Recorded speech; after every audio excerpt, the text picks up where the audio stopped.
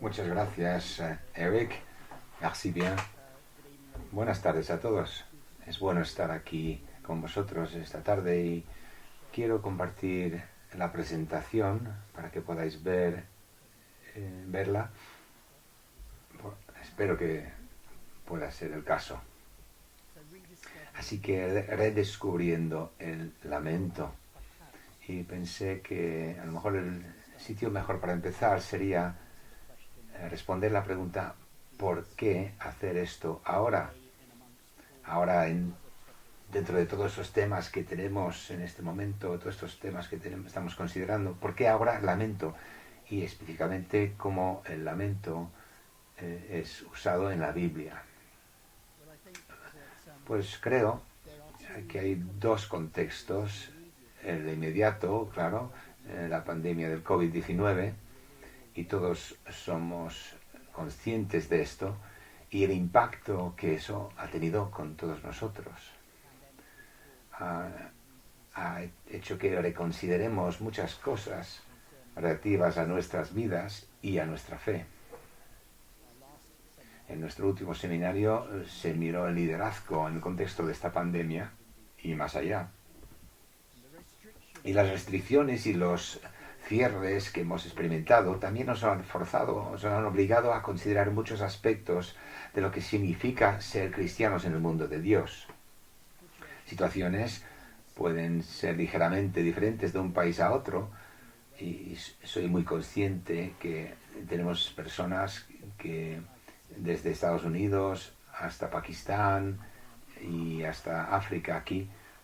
Así que no voy a intentar tratar con todo que pueda haber surgido, pero espero que mientras que mi contexto inmediato sea el Reino Unido, que sí que haya lecciones que podemos nosotros aprender donde quiera que vivamos. De hecho, reconozco que parte de lo que digo puede no ser aplicable en algunas zonas de Europa,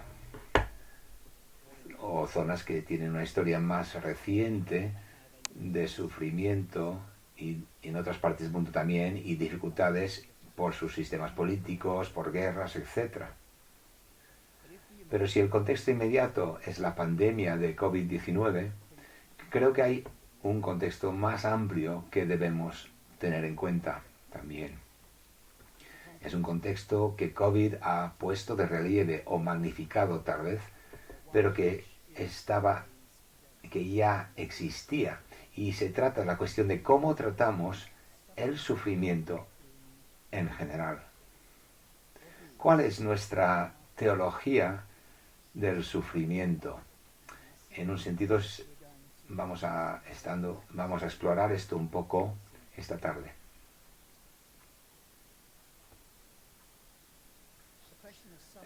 La cuestión del sufrimiento es una que se plantea normalmente dentro del contexto de la apologética, pero yo creo que también es una cuestión central en la teología pastoral y en el cuidado pastoral de los creyentes, que nos afecta a todos nosotros. Yo sugiero que creo que la cuestión del sufrimiento es aún más importante dentro de nuestra teología pastoral, que nuestra apologética. Todos nosotros aquí hemos tenido que enfrentarnos a situaciones difíciles, a lo mejor por la pandemia, a lo mejor en otros momentos, y ayudando a otros que están pasando o están sufriendo. El modo en que lo afrontamos es importante para nuestra fe, de cómo expresamos nuestra fe. Así yo creo que, de hecho, una de las cosas que es verdad, especialmente en Occidente, es que tenemos una teología muy pobre del sufrimiento. Realmente no sabemos cómo tratar el tema del sufrimiento. Y no quiero ofender a nadie, pero yo creo que especialmente sea el caso de los que formamos parte de la tradición de las asambleas en general. Así que posiblemente volveremos a hablar de esto al final del seminario. Lo que pienso hacer es tratar el tema del lamento mirando a dos personas, ejemplos típicos, aunque extremos. Vamos a considerar a dos creyentes, Pedro y Esther.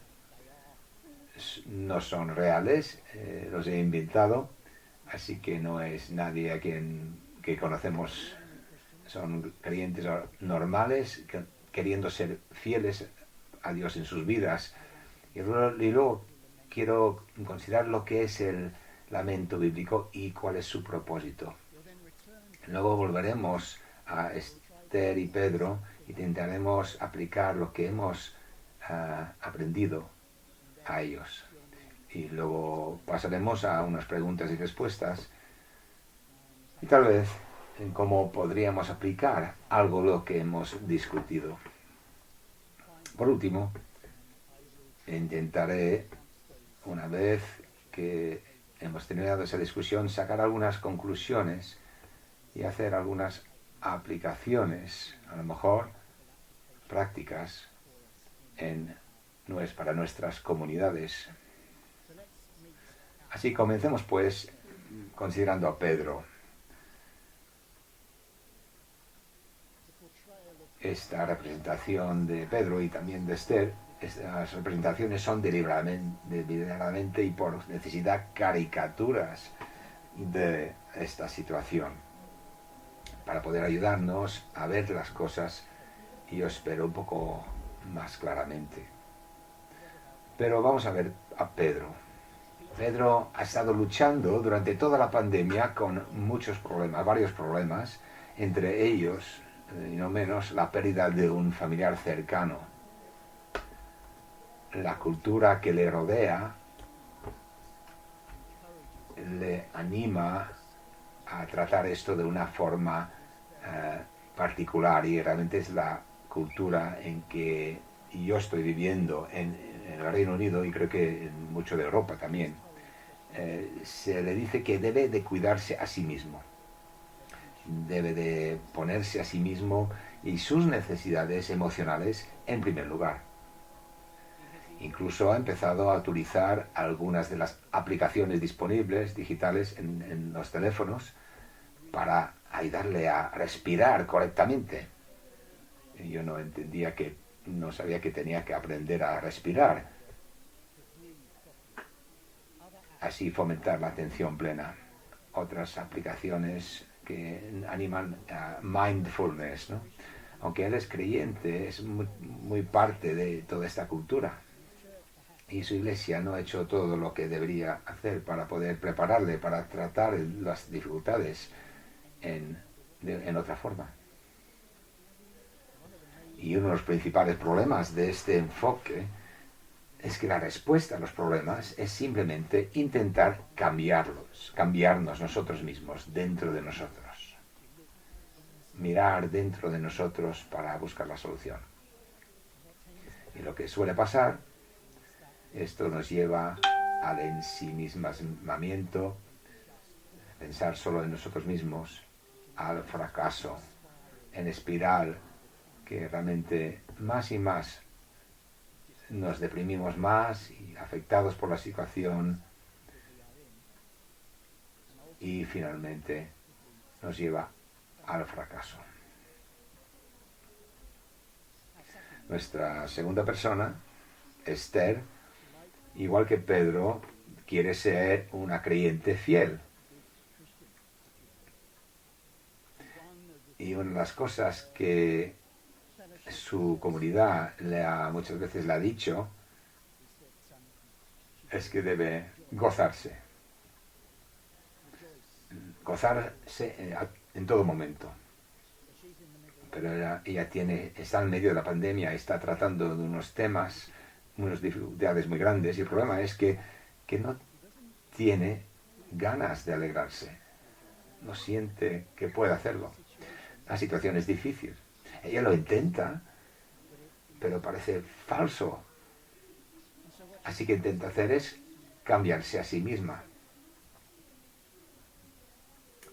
Esto fracasa. Esto la lleva a un sentimiento, cuando mira su situación y y lo que ella está recibiendo, que debe de gozarse, y su fracaso en poder hacerlo, ella es llevada a un sentimiento de culpa, de un sentido de que no puede ser correcta o una buena cristiana si se siente así. Así que estas personas se encuentran, como el gráfico, en los extremos opuestos de un espectro. Y os sugiero que se trata de un espectro que tiene mucho que ver con nuestra escatología. Y no quiero decir por esto nuestra comprensión del retorno de Cristo, cuándo y cómo, y las cosas que muchas veces nos enfrascamos en discusiones, ¿no? Yo quiero decir nuestra escatología en el término de la idea clara de lo que el glorioso futuro del pueblo de Dios, como pueblo de Dios, es. ¿Cuál es nuestro futuro? Los nuevos cielos y la nueva tierra, esa imagen increíble, que seamos muy conscientes de ello. Y creo que estas dos personas, Pedro y Esther, están viviendo una mala comprensión de lo que ese futuro es y cómo ese futuro relaciona con el presente. Sin embargo, así que Pedro, él está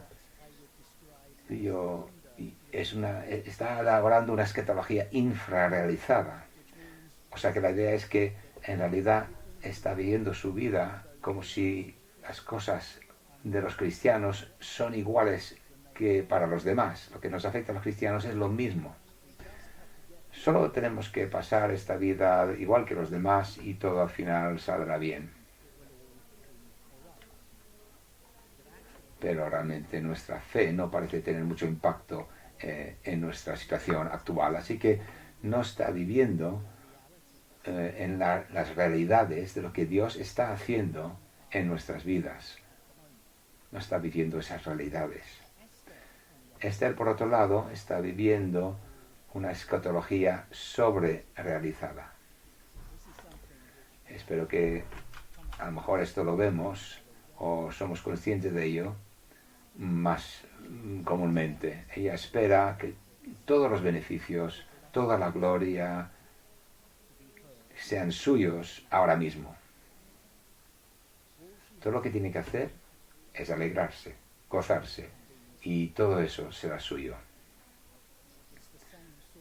Es la misma idea que a veces escuchamos sobre la sanidad, que todos los cristianos deben estar bien ahora, sanos, pero nosotros sabemos que todo será completo, la sanidad en los nuevos cielos y la nueva tierra. Eso es sobrerealizar. Una escatología sobrerealizada, y ambos están listos para fracaso. Pues para ver cómo podemos ayudarlos y a otros, donde quiera que estén en este espectro,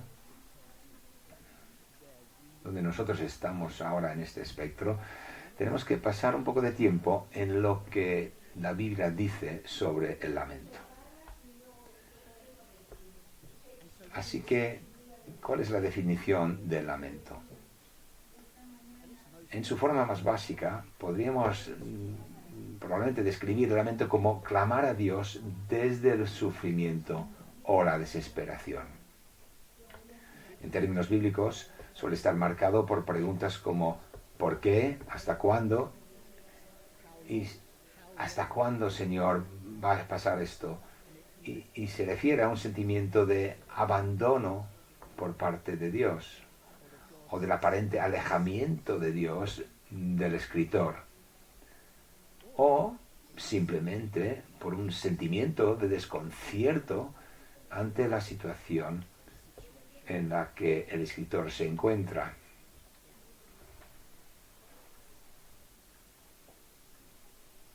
Se podría decir que yo creo que esto me ayuda, que podría basarse en un sentimiento de disonancia cognitiva. Si no entendemos esta palabra, este término, eso no va a ayudar mucho. Pero a ver si lo podemos explicar, lo que quiere decir disonancia cognitiva. La disonancia cognitiva es lo que nosotros experimentamos y lo que creemos parece estar en contradicción.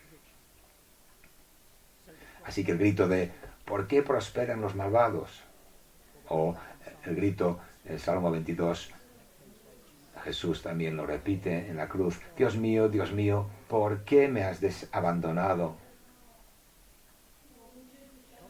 La disonancia cognitiva para los cristianos ocurre que cuando nosotros creemos de Dios, su carácter, su amor, por ejemplo, parece estar en contradicción con lo que experimentamos en nuestras vidas. Así que nos sentimos un poco confusos, en contradicción. Las palabras de Job, al principio del capítulo 23, expresan mucho de lo que significa el lamento. Job responde de esta forma: aún hoy mi queja es amarga, su mano es pesada a pesar de mis gemidos. Si supiera dónde encontrarlo, si pudiera ir a su morada, le expondría mi caso y me llenaría la boca de argumentos. Al notar ahí como Job está sintiendo una disonancia entre Dios, y llenaría mi boca de argumentos, averiguaría lo que me respondería y consideraría lo que me diría, se opondría enérgicamente a mí con gran poder. No presentaría cargos contra mí. Ahí los rectos pueden establecer su inocencia ante él. Ahí me libraría para siempre de mi juez. Así que él reconoce o siente que hay una distancia entre él y Dios, pero ese sentimiento de su situación se pone en contra lo que él conoce de Dios. Se contrapone con lo que Dios es justo, es un Dios justo, esa realidad. Y él está intentando tratar esta disonancia que a lo mejor todos nosotros a veces experimentamos. Pero el lugar donde nos encontramos con más frecuencia los lamentos es en los salmos. Aunque podríamos pensar que los salmos son cantos de alabanza, y muchos lo son, la forma más común es el llamado salmo de lamento. El Salmo 13 es un ejemplo de este tipo de salmo. Ahí está en la presentación. Aquí puedes ver que en este salmo, aquí hay algunos de los elementos que he mencionado antes, hemos visto en Job y he tratado antes, ¿no? Veis como las primeras 4 líneas empiezan ¿hasta cuándo? ¿Hasta cuándo? ¿Hasta cuándo? ¿Hasta cuándo? Eso es el contexto del lamento bíblico. El hecho de que nosotros podemos, dentro del sufrimiento, clamar a Dios, pero no solamente clamar, sino clamar a Dios. Así que vayamos adelante y considerar cuál es el propósito del lamento. Está muy bien reconocer que existe en la Biblia, pero tenemos que pensar por qué existe en la Biblia, por qué Dios ha incluido el lamento en su texto revelado, escrito de sí mismo. Creo que hay varios aspectos en esto, y quiero traeros a 4 esta tarde. En primer lugar, el lamento es honesto. Reconoce que a veces la vida es difícil y parece que no hay respuestas. Este reconocimiento es creo, un punto importante de partida para cualquier forma de resolución. Puede ser honesto el lamento porque nos recuerda que a Dios no le sorprende cuando clamamos. no es ofendido por ese llanto o esa pregunta, no está sorprendido por ello. La encarnación nos muestra esto. Dios, en la persona de Jesús, entiende todas estas situaciones. Así que el lamento nos permite ser honestos con Dios acerca de estas cosas, las cosas que son difíciles. Y el lamento, en segundo lugar, el lamento en la Biblia nos da a todos, como pueblo de Dios, un lenguaje para expresar las frustraciones, las penas y el dolor que sentimos. En tercer lugar, el lamento es intensamente liberador. Nos da la libertad de poder dirigirnos a Dios con nuestras frustraciones, nuestra ira y nuestro dolor. En cuarto lugar, esperamos de alguna forma que nos conteste. Pero sí hay una liberación en el lamento. Y en cuarto lugar, nos da un lugar seguro para las lágrimas. Usando las palabras de un salmo de lamento, nosotros mismos leyéndolo en voz alta puede ser una importante forma de ayudarnos, un sitio, un lugar donde podemos llorar con seguridad. Dios nos ha dado este lugar especial y es en este lugar tan íntimo, tan seguro, mientras expresamos nuestra tristeza, no solamente individualmente, pero creo que también especialmente cuando lo expresamos juntos, en comunidad, es ahí cuando la cura puede empezar, el comienzo de la curación. El lamento sale de una forma de aislamiento. Expresamos ese sentimiento y mientras que lo hacemos, es sustituido por la realidad de la comunidad. Y en la palabra de Dios y en su pueblo podemos encontrar nuestro lugar, nuestro consuelo para nuestras vidas. Un escritor, refiriéndose específicamente al libro de Lamentaciones, yo creo que puede aplicarse al lamento en general. Lamento puede ser un recurso para el trabajo de reclamar nuestra humanidad, para romper nuestra negación personal y social y para enseñarnos la compasión. Nos impulsa a hacer el difícil trabajo de reclamar nuestra pasión por la vida, por la justicia y por la empatía. Creo que es algo que podíamos comentar mucho esta cita, ¿verdad? Solamente estas palabras.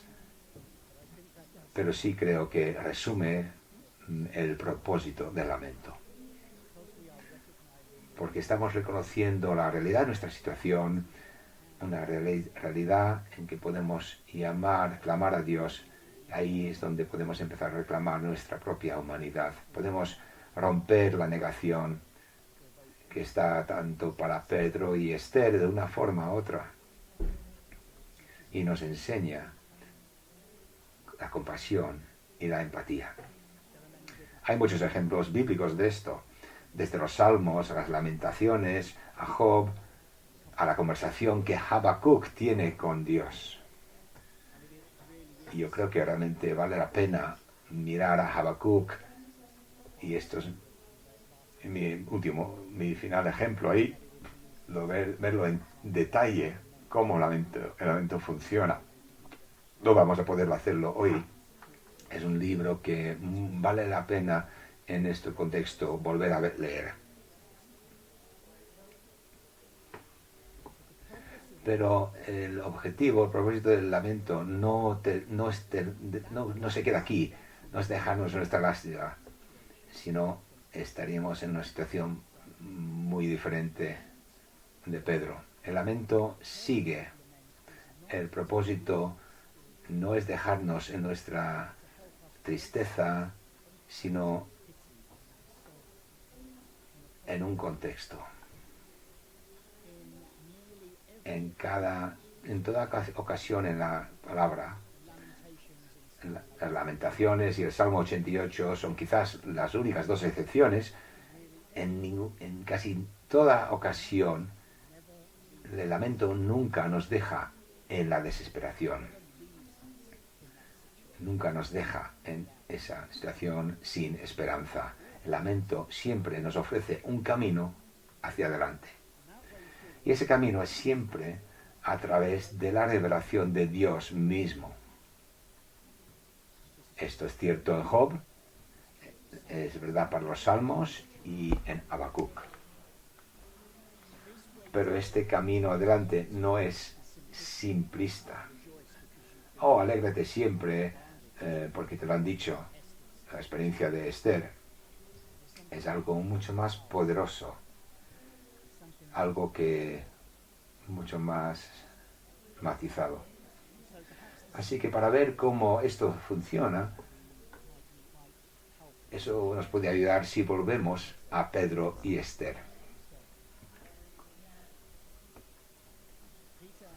Pedro y Esther han sido alentados a lidiar con su situación de ciertas maneras en que realmente no les ayudan.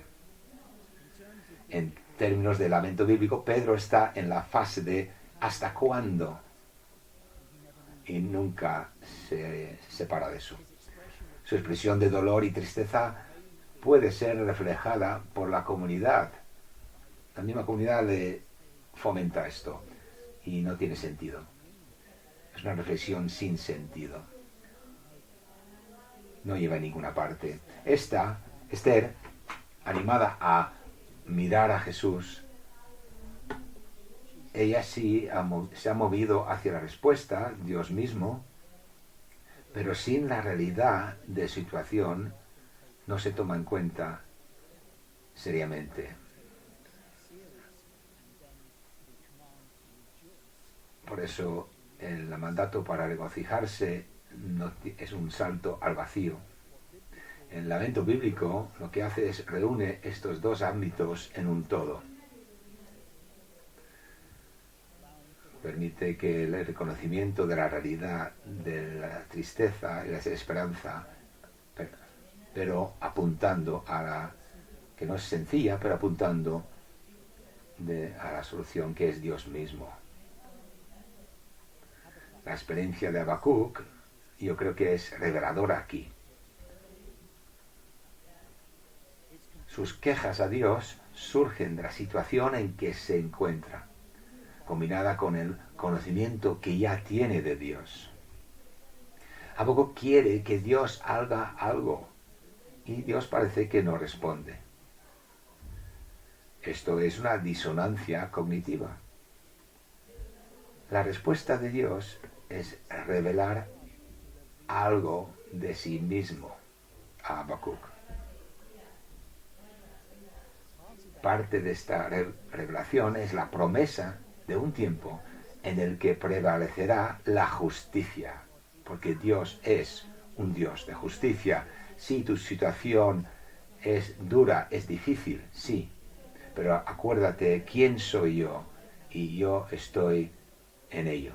Yo estoy tratando todo esto. Pero mira que la situación de Habacuc no ha cambiado. Lo que cambia es su perspectiva. Su situación es la misma. Pero por medio de la fe, si quieres, él puede ver las cosas un poco diferente, de una forma diferente.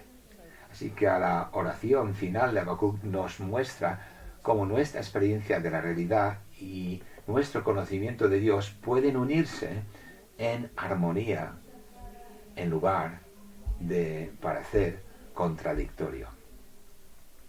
La promesa que Dios hace lleva a Habacuc a decir, yo creo, algo de las palabras más poderosas que retan más en la Escritura.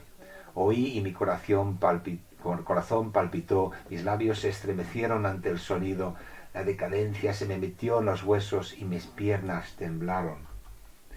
Sin embargo, yo esperaré pacientemente el día de la calamidad llegue a la nación que nos invade. Y aquí son estas palabras ahora que son tan poderosas.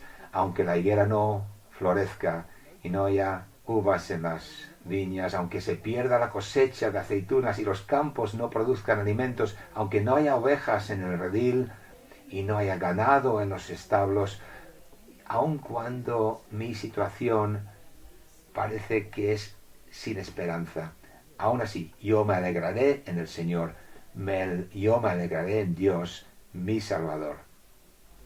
El reconocimiento de la realidad de la situación, sí, reconocimiento también de la realidad de quién Dios, de quién es.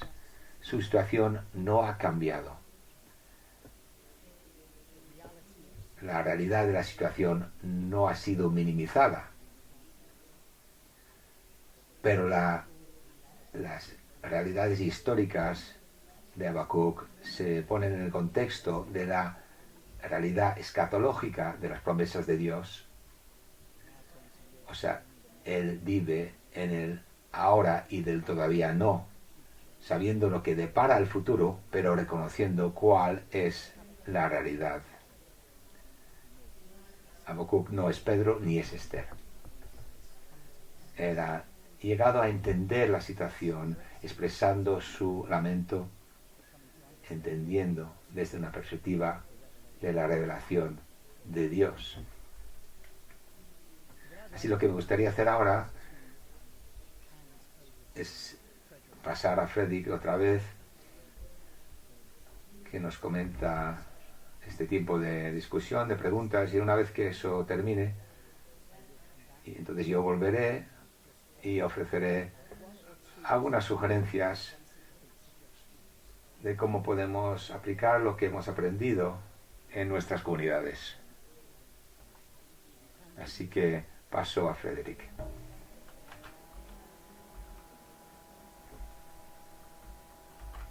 Muchas gracias, Simón.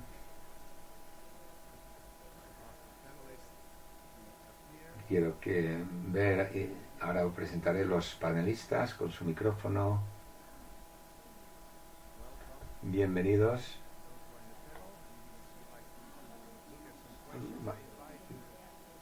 Voy a ver. Espero los que estén escuchando escribir vuestras preguntas en la sección de preguntas y respuestas que podéis ver abajo en la... Quiero ir a la primera pregunta que veo aquí. Dice, se lo pregunto a Simon: ¿Jesús enseñó el lamento o solamente la esperanza del reino de Dios? Yo creo que hizo las dos cosas. ¿Veis el Sermón del Monte, donde habla de los que son bendecidos, los pobres, esas personas que realmente normalmente están en una situación donde el lamento es presente o necesario? Pero yo creo que también Dios, el Señor Jesús, enseña no solamente en sus palabras, sino en sus acciones. Y sus acciones son tan importantes como sus palabras. Acuérdate que al principio de Hechos, Lucas habla de como su primer evangelio, carta, todas las cosas que Dios empezó a hacer y a enseñar, no solamente decir. Así que miras la vida de Jesús y su vida, especialmente, y esto es del tiempo, nosotros en Occidente estamos pensando, ya que estamos llegando a Semana Santa, el Señor usa palabras de lamento y cómo eso funciona. Así que tanto en palabra como en hecho, Jesús hace eso. Gracias. El reino de Dios es muy marcado por el sufrimiento, ¿verdad? Lleno de estos versículos de entrar en el reino, pero por medio del sufrimiento. No es algo extraordinario, es parte del camino hacia el reino. Es por medio del sufrimiento muchas veces. Muchas gracias. Voy a ir a otros panelistas. Hemos visto que el lamento bíblico nos permite expresarnos libremente a Dios en momentos de desesperación y tristeza. ¿Cómo esta comprensión del lamento bíblico ha cambiado nuestra actitud hacia Dios?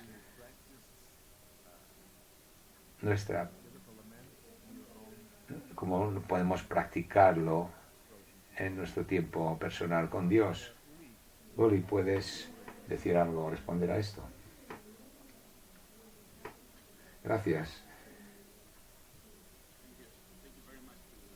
Gracias a Simon por estas ideas tan buenas de Esther y Pedro, ¿no? Los ejemplos.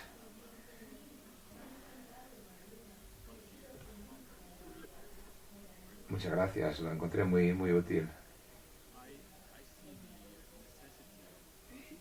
Yo veo la necesidad de transmitir eso en mis conflictos, en mi amargura. Toma tiempo, ¿no? Pero muchas veces no tengo ganas de expresar esas cosas, especialmente en mi tiempo matinal, ¿no? Por la mañana, qué es lo que está pasando dentro de mí. Y tengo que pensar qué es lo que está pensando dentro de mí. No estoy buscando a Dios ahí preguntándole, pero diciéndole lo que siento. No sé cómo seguir. Pues escribo una oración en un papel, a ver si puedo ver mis emociones, los escribo. Estoy en correspondencia con Dios, ¿no? Eso me ayuda mucho. Sabiendo que Él escucha, sabiendo que Él está interesada en escucharme, que yo exprese mis sentimientos.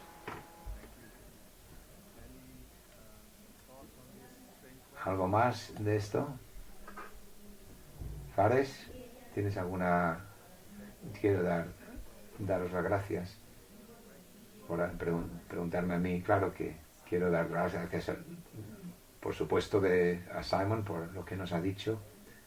Todos los ejemplos eran excelentes. Muchas gracias, Simon.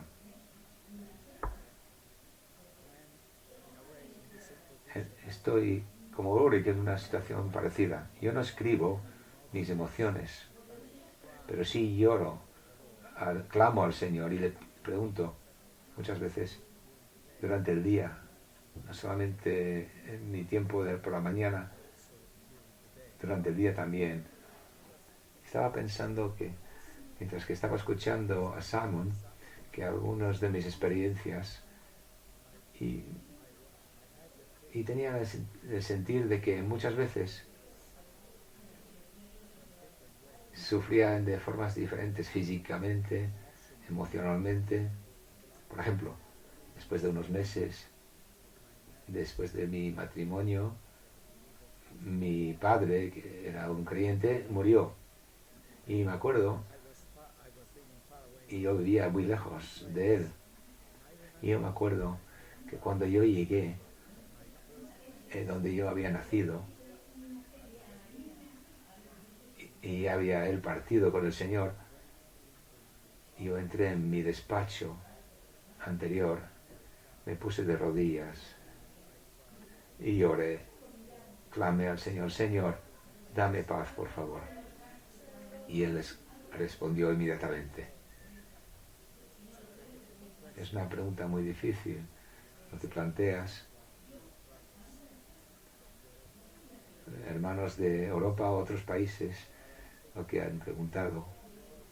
Pero yo creo que el Señor escucha, y qué precioso es saber que Él escucha y Él contesta por su voluntad. Así tuve esa paz inmediatamente, y el día siguiente en el funeral pude compartir algunos de estos pensamientos con cientos de personas que estaban presentes, muchos de ellos no creyentes.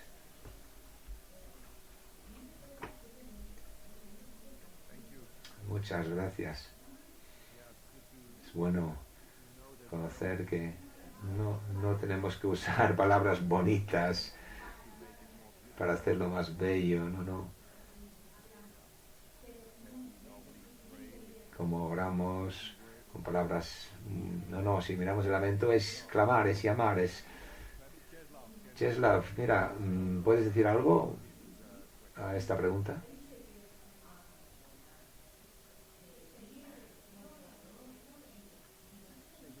Muchas gracias, sí, estoy aquí. Gracias, Simon, gracias porque puedo compartir. Estoy muy animado por lo que he oído de disonancia cognitiva, que tantas veces experimentamos eso. Empieza, yo creo, de un conocimiento erróneo de la teología bíblica, ¿no?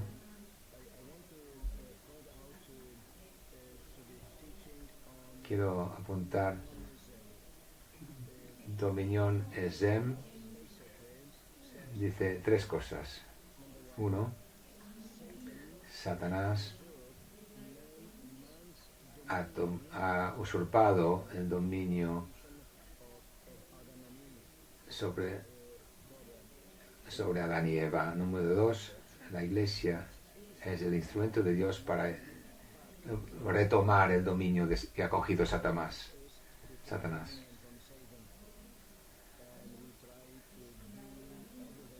Hacemos todo lo posible para vencerle.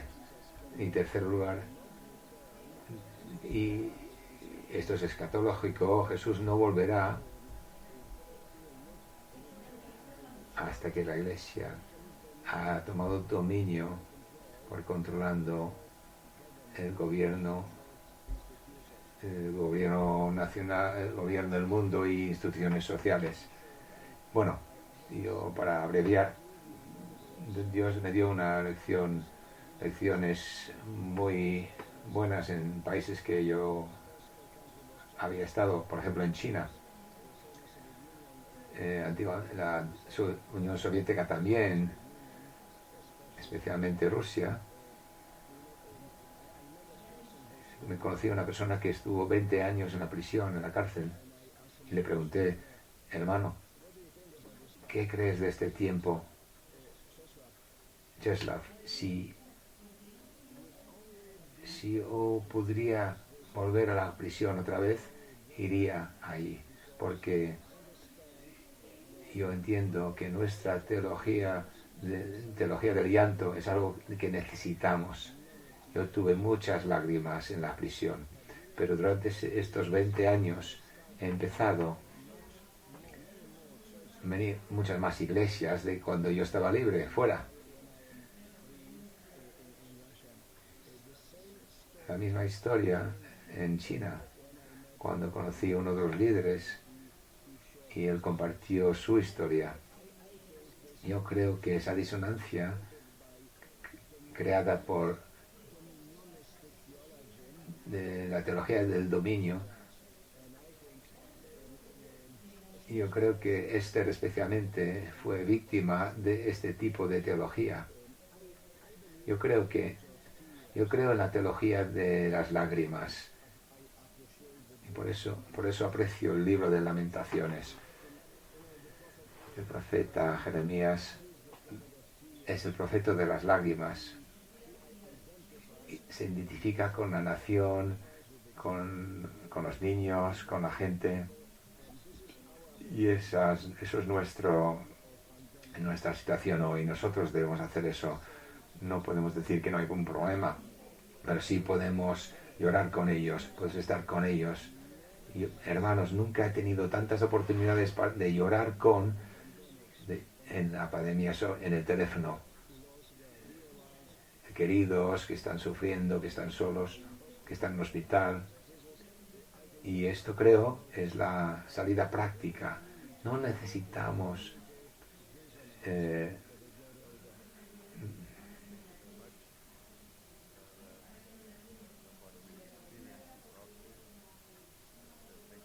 gracias por compartir esto. Una pregunta aquí. Cuando empieza el lamento a ser patológico y la necesidad ahora de ayuda profesional, cuando llega un momento cuando, cuando empieza a haber una necesidad de una ayuda profesional especializada. André, ¿puedes contestar esto? ¿Puedes? Gracias por darme una pregunta tan fácil. Muchas gracias. Yo me acordaré de ti. Es muy difícil ver qué es patológico y lo que no es. Un par de palabras. Yo he preparado con un par de amigos para el tiempo cuando vino el COVID y yo pensaba que cognitivamente preparado, y solamente fue unos meses entrando en la situación que mi corazón no estaba preparado y que yo necesitaba empezar a llorar, como si un duelo, pasar un duelo después, como si fuera después de que alguien hubiera muerto.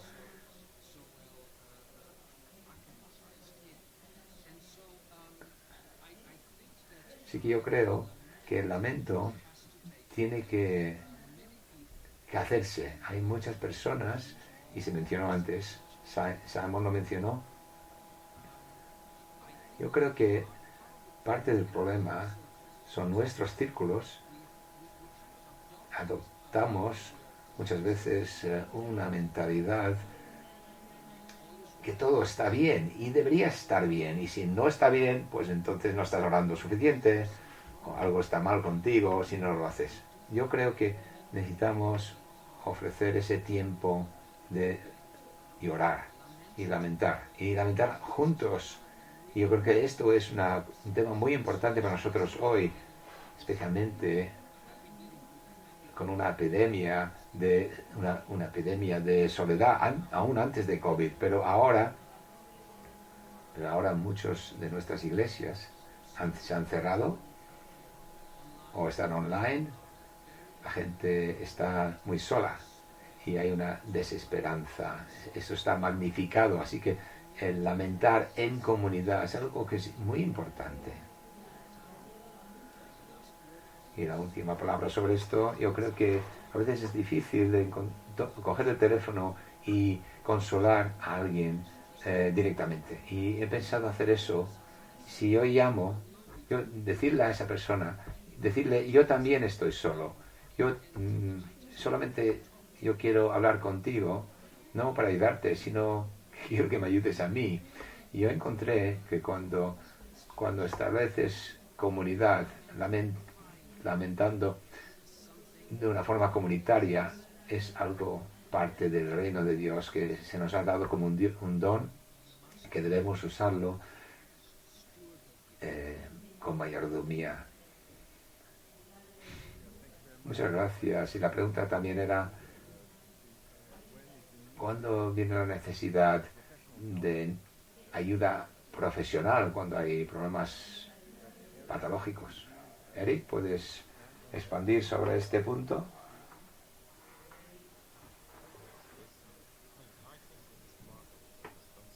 Es parte de la experiencia de consejería, entender la situación de la persona, ¿no?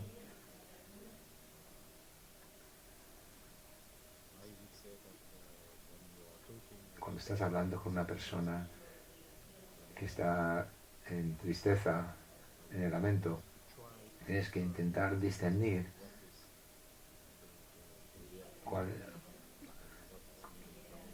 qué es lo que viene, cuál es el lamento real o el duelo, o qué es la causa, ¿no? Yo creo que hay mucho discernimiento espiritual para poder aconsejar a una persona así, ¿no?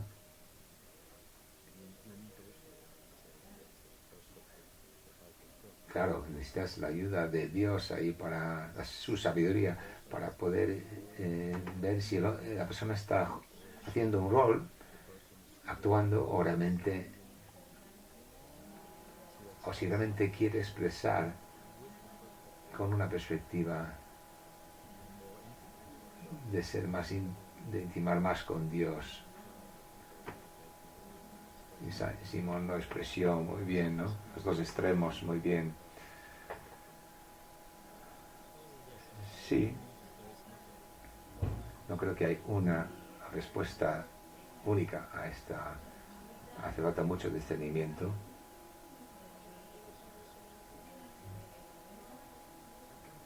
Gracias.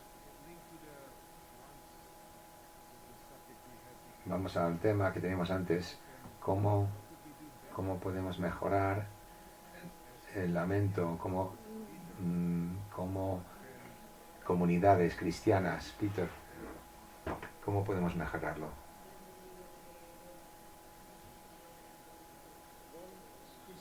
Un tema que sobresale en el lamento, la cuestión de la honestidad. Mi profesor me decía, la regla número 1 es cuando oras, no mientes a Dios. Eso tiene mucho sentido. Cuando empiezas a orar, tiene que ser honesto delante de Él. Cuando vemos que el lamento es liberador, porque lo podemos ver no solamente como un trabajo, un reto, ser honestos, pero también nos libera también, ¿no? Podemos abrirnos a lo que está en nuestro corazón, pero vemos como los escritores de los salmos hicieron lo mismo. Dios no se ofende por ello, está acostumbrado a eso, conoce nuestra condición y podemos ser completamente honestos. La cuestión es si podemos ser honestos en la comunidad de nuestras iglesias.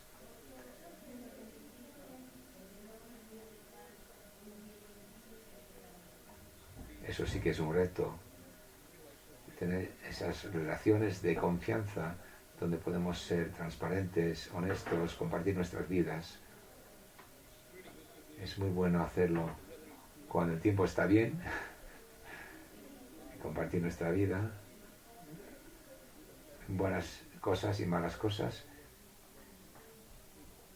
Cuando hay buen nivel de confianza y relaciones, podemos usar eso como una fuente de nuestra ayuda para nosotros cuando necesitamos que alguien nos apoye, ¿no? Cuando estamos en duelo, cuando tenemos dolor. Y nuestra comunidad en la iglesia, en diferentes niveles puede ocurrir, ¿no? En grupos muy pequeños, 2 o 3 personas que conocen, están acostumbrados a compartir a un nivel muy profundo, o puede ocurrir en grupos pequeños, más grandes, gente que conviven la vida y pueden apoyarse unos a otros. Y es bueno también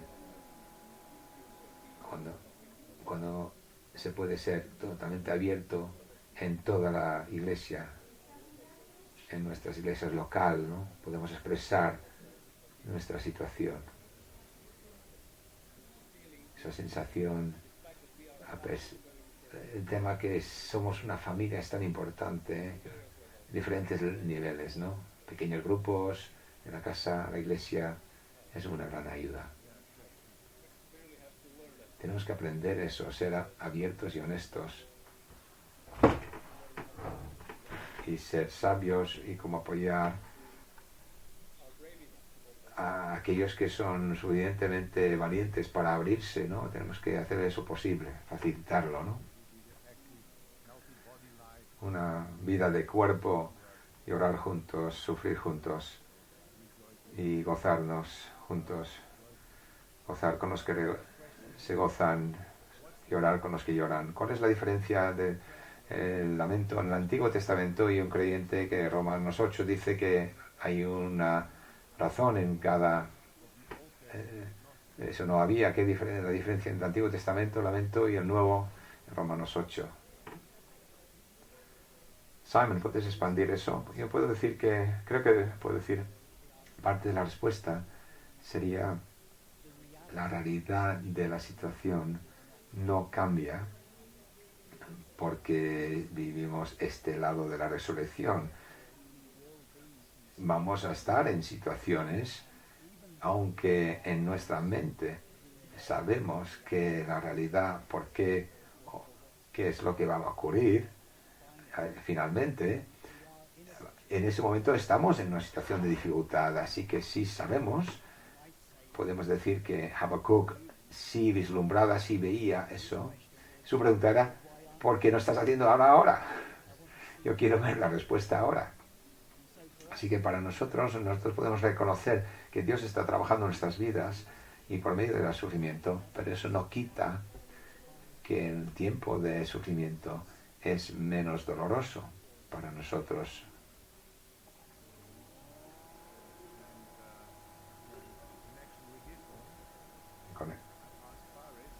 Pares, te pregunto en conexión con esto, ¿qué pasa si la revelación de Dios no viene después del lamento? Si no hay respuesta.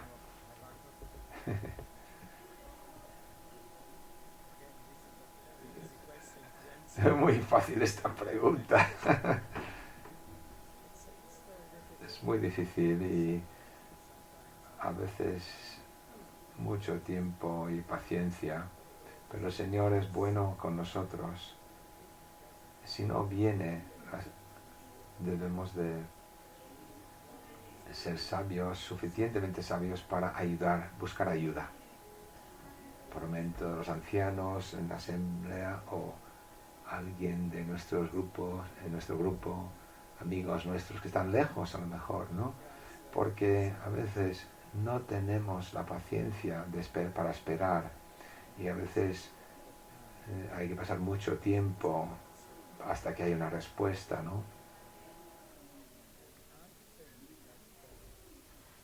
Yo creo que los ejemplos que Simon ha dicho,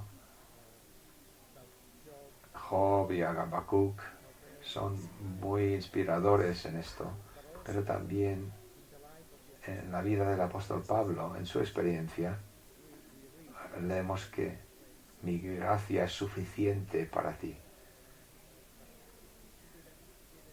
No recibió mucha respuesta, pero sí fue animado para seguir y pasó muchas dificultades y le vemos sufriendo muchas veces.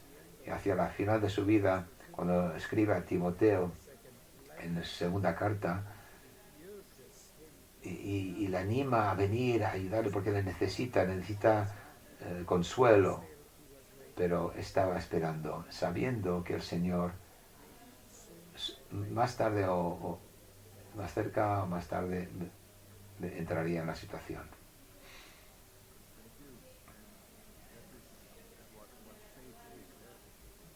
Eso es lo que es la fe, ¿no? Esperar, buscar que Dios responda y es Dios. Sabemos que Dios va a contestar en su momento. Una pregunta de Italia, el lamento, gozarse en las pruebas, ¿cómo podemos ayudar a personas que se enfrentan a estas... ¿Cómo podemos ayudar a gente que sufre, que está pasando esas pruebas, ¿no? Uri, ¿puedo preguntarte a ti esto?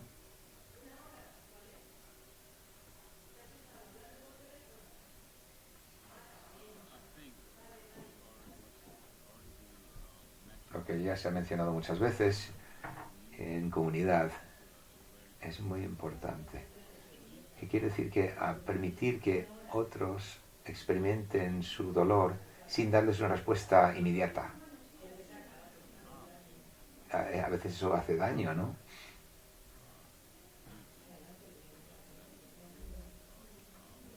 Porque la gente a veces demasiado rápidos para citar un versículo, citar una respuesta. Oye, no tienes que sufrir, no. Pero permitir que haya lamento, pero no tratar de quitarlo con una contestación fácil, decirles que no, que tienes, gózate en el Señor, no.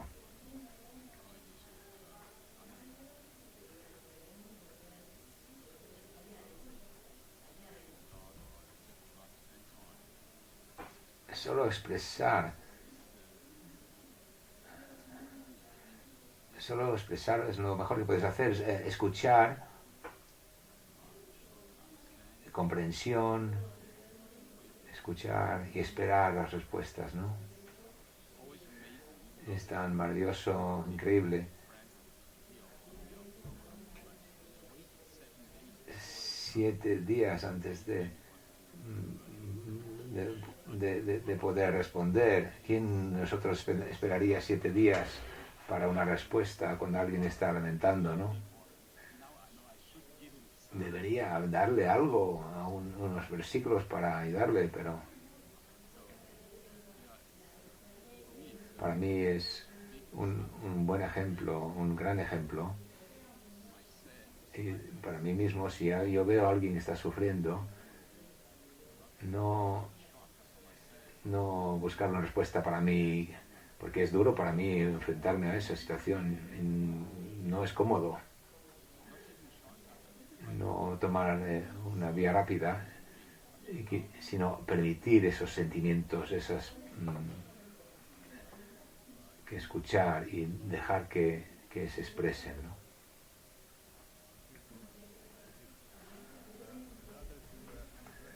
André, ¿por qué no aceptar que no siempre entendemos sufrimiento, pero que como creyentes podemos solamente la aceptación? Sabemos que podemos confiar todo en Dios. Sí, sí, eso es la manera de ir adelante. Yo no creo que tenemos respuestas que muchas veces son mejores que las del mundo. Sé que es provocativo, pero lo que sí sé es que tenemos una esperanza muy grande, y esa es esta esperanza que es crucial para nosotros, es importantísimo para compartir con los que están sufriendo, aunque sean creyentes o no creyentes, y esto los que no son creyentes, para considerar la fe, si se dan cuenta de que nosotros somos muy transparentes en el tema de que no sabemos mucho más que ellos.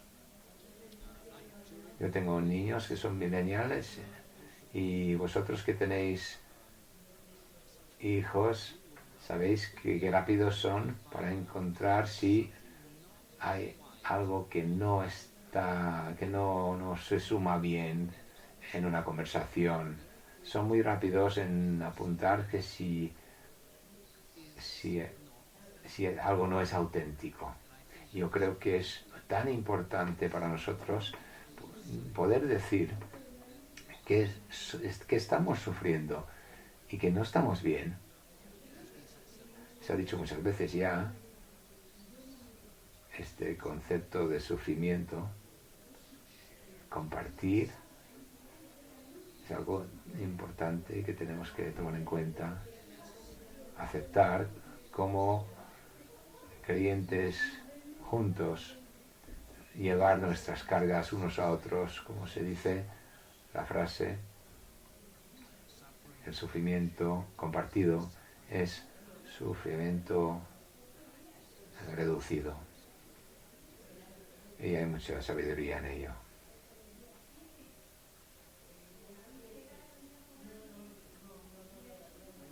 Muchas gracias.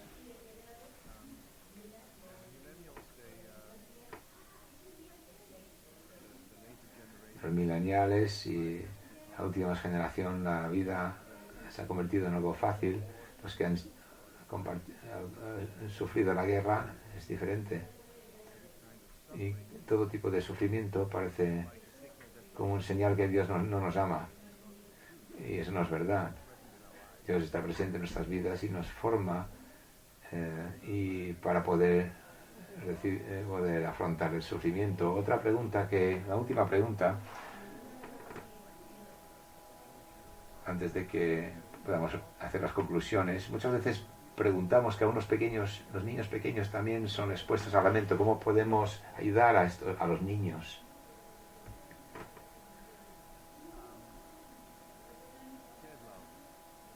Etla, puedo preguntarte a ti. Muchas gracias. Esperaba esta pregunta. A veces tenemos una idea de que los niños no tienen problemas. Con pequeños ángeles, ¿no? Siempre están sonriendo, bailando y tal, hablando. Pero los niños tienen muchos problemas siempre. Y que comparten. Y para poder conocer los problemas tenemos que pasar tiempo con ellos. Muchas veces nosotros que los enseñamos, los que trabajamos con ellos, les enseñamos la Biblia, los versículos, les damos soluciones, respondemos las preguntas que nunca han preguntado, pero tenemos que pasar tiempo con ellos, jugar con ellos, hablar con ellos, disfrutar con ellos. Y cuando ellos tienen un problema, deberían sentirse libres para venir a hablar. Una vez en un campamento en Polonia, una niña vino y me dijo: mi gato murió. Yo debería decir, claro, si solo es un gato, podía haber dicho, pero para esta niña era un gran problema. Y yo he descubierto que esta niña nunca ha tenido amigas, y el gato era su mejor amigo, y el gato murió. Puedes imaginar, yo lloré con ella porque por ese gato, porque murió. Amigos, creo que como adultos tenemos que pasar más tiempo de calidad con los niños para poder conocerles mejor, para entrar en su corazón y no solamente verlos desde fuera. Y debemos escuchar lo que Jeremías decía, y quiero leerlo, Lamentaciones 2:19: y levántate, grita en la noche, al principio de la noche, derrama tu corazón delante de la presencia, como agua delante de la presencia de Dios, para las vidas de tus amigos que están con hambre, que desfallecen al final de cada calle. Todas las bendiciones a los que aman a los niños. Es mi perspectiva personal. Y yo he estado en África un tiempo, y cuando hay sufrimiento, cuando hay dolor, toda la familia está presente, incluso los niños también. Nuestra posición, separamos los niños, les separamos del sufrimiento, ¿no? Escondemos, es parte de la vida, hay que acostumbrarse, ¿no? Sí. Tenemos que ser abiertos a hablar de esto, y gracias por compartirlo. Con los pequeños debemos también hacer el lamento. Vamos a ver la parte de la aplicación. Y voy a pedir a los panelistas que cierren sus conversaciones.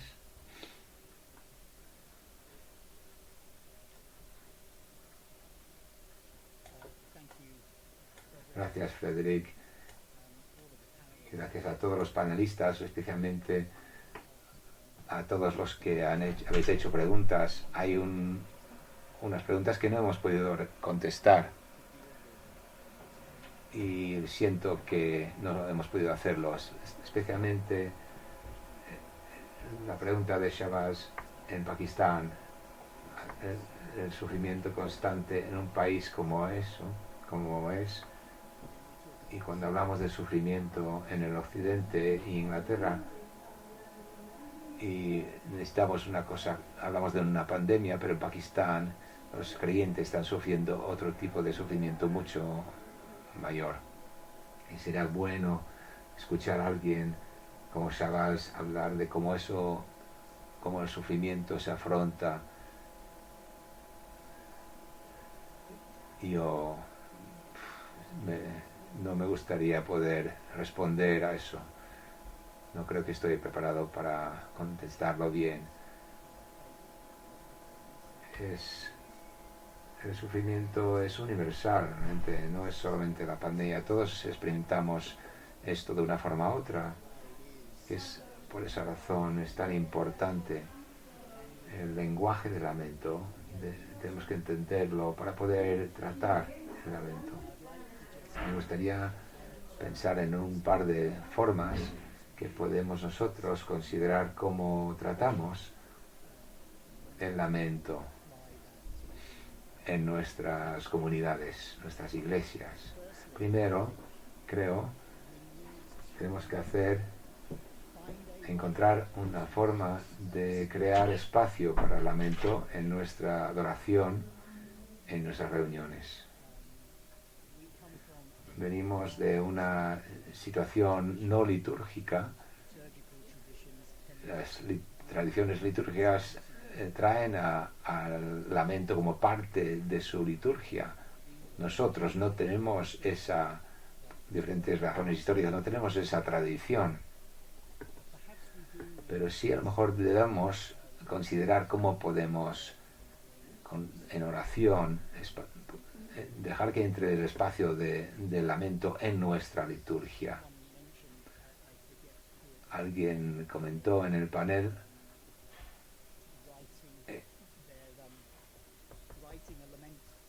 escribir un lamento ellos mismos. Y yo he estado en esas situaciones donde, como un grupo de personas, nos hemos sentado y hemos escrito ese lamento y luego lo hemos compartido en esas frases. La poesía a veces no es brillante, la poesía, pero sí que fue una forma expresarlo y luego compartirlo, ¿no?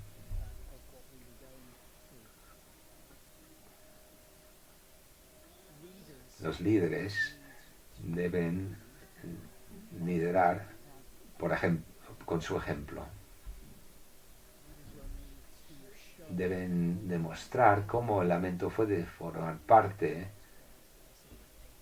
de un tiempo sano de alabanza y adoración.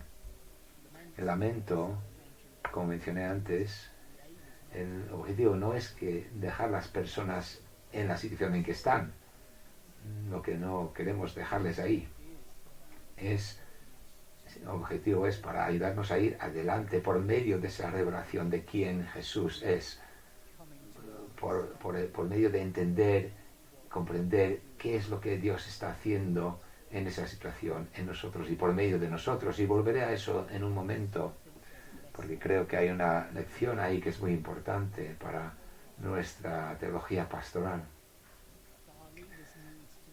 Así que la necesidad es ser buenos líderes, por ejemplo, por nuestro ejemplo. También debemos enseñar una buena escatología bíblica. Y no quiero decir ahora la vuelta del Señor, su retorno, pero sí la comprensión de la relación entre el futuro, que lo que será, lo que va a ser, y la situación presente, actual, que no está bien, que está muy, muy mal. Y parte de nuestro llamado, estamos llamados, es para poder mostrar dentro de nuestras comunidades, como pueblo de Dios, algo de esa realidad del futuro. Un poco un anticipo de la gloria. Y debemos mostrar eso a pesar de nuestros fallos, deficiencias y pecado. Dios ha escogido, ha decidido y llevarnos desde nuestra conversión, nos ha decidido hacerlo así, y parte de la decisión es para permitir que nosotros juntos podamos crecer juntos en nuestra comprensión de lo que significa ser su pueblo y mostrar esa realidad del futuro en la realidad del presente. Y finalmente, creo es también tener una teología pastoral clara. Y tal vez el aspecto más importante de esto es que la atención pastoral, cuidando a las personas, es más del viaje en que están las personas que el destino. Sabemos lo que es el destino, es la gloria. Nosotros estamos ayudando a las personas a ser más como Jesús en nuestro cuidado pastoral. Es esa persona a que estamos cuidando. A lo mejor eso será solamente gradual, miramos nosotros mismos para entenderlo. Están progresando, siendo más y más como Jesús. Si es así, gloria a Dios, pero no esperemos que hayan llegado a la perfección de gloria mientras están aquí en la tierra. Eso es algo ahí, es Esther otra vez, es sobrerealizado, ¿no? Como Esther. Así como creyentes, sí, podemos decir que sabemos el porqué del sufrimiento, pero a veces a la gente le tarda mucho tiempo en reconocer eso. Y nosotros tenemos que ser pacientes con la gente, ¿no? Con las personas. El ejemplo de Job y sus amigos se ha mencionado, pero aún después de que sus amigos empiezan a hablar y Job les contesta, tenemos mucho tiempo hasta que finalmente Dios se revela a sí mismo. Algunas veces la paciencia y la perseverancia son importantes en nuestras vidas cristianas y nuestro cuidado de los demás.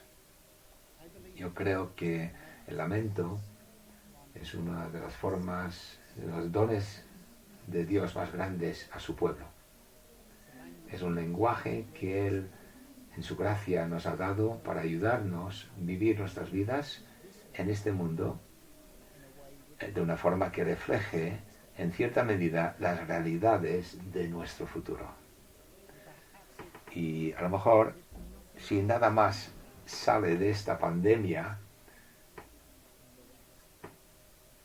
en Occidente, redescubrir el lamento, a lo mejor nos permitirá ser mejores discípulos de Jesús, ¿no? Redescubriendo el lamento nos ayudará a ser mejores discípulos de Jesús,